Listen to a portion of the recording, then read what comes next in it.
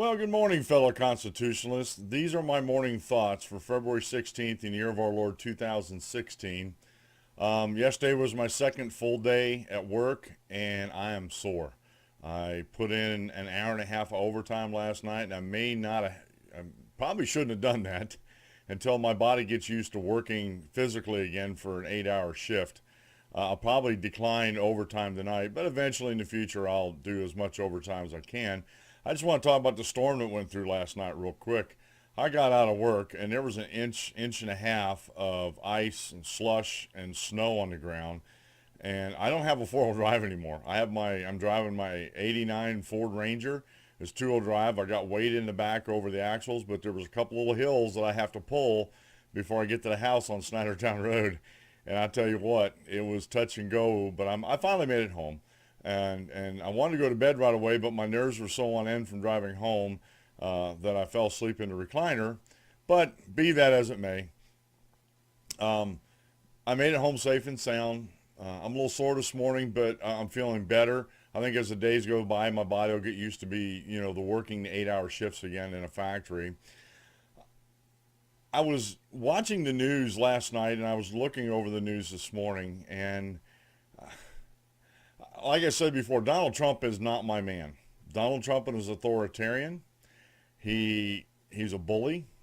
I'm sorry to say that he is. He's not a free market capitalist. He just isn't. I mean, Carrier moves to Mexico and he wants to tax them. He wants to beat up on every trade partner we have. And has he even consulted the consumers? I mean, Donald Trump is a businessman, but he's not the type of businessman that does anything with imports and exports as far as I know. He builds hotels and buildings and stuff like that. Now, I don't know the extent of his business holdings, and we'll, in a future show, maybe the end of this week or beginning of next week, we'll talk about Trump. And we'll go over some history with him, and we'll see what we can find out about Trump and his business holdings and what experience he does have, with doing business overseas as far as goods and commodities that consumers use every day. So honestly, I don't think Trump is going to be a good fit for America.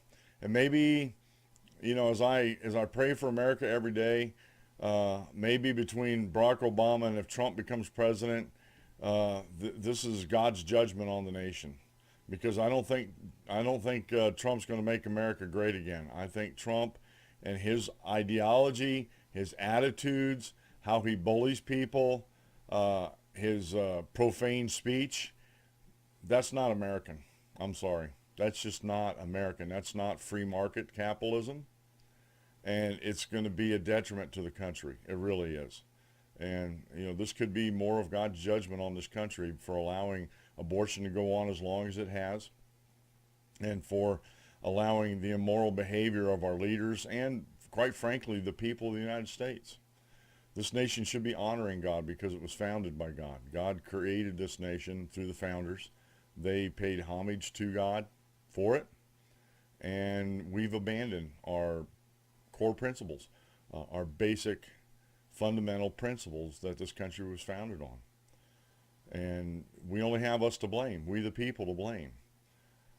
And as a Christian, it's my job to explain these things. It's my job to point these things out. But there is good news. There's always hope, and we'll talk a little bit about that in today's show. We'll talk about some hope.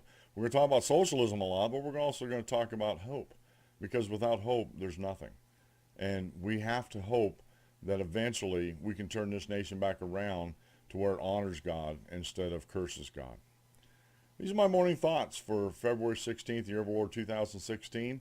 We'll see you later on the show, folks. Have a great rest of the day, and God bless.